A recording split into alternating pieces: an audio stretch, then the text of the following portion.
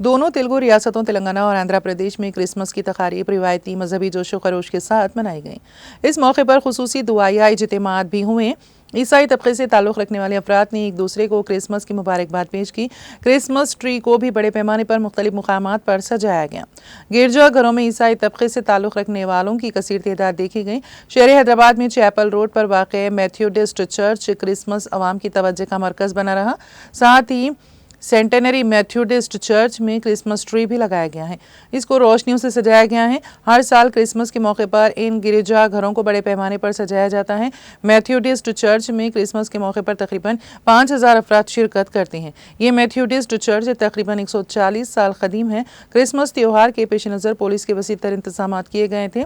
Medak church Deccan के निज़ाम की इजाज़त से हैदराबाद से 100 किलोमीटर दूर मेदक में तामीर किया गया था।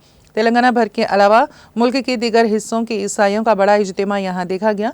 इस मौके पर खुसूसी इबादत की गई। चर्च और इसके अतराफ में जश्न का माहौल देखा गया। चर्च के अंदर के तमाम कमरों के अलावा मेदक टाउन की तमाम लॉज और होटलें लोगों से भरी हुई थी। इस मौके पर चर्च को रंगारंग रोशनी से सजाया गया था। चर्च को जाने वाली सड़कों को भी रोशन किया गया था।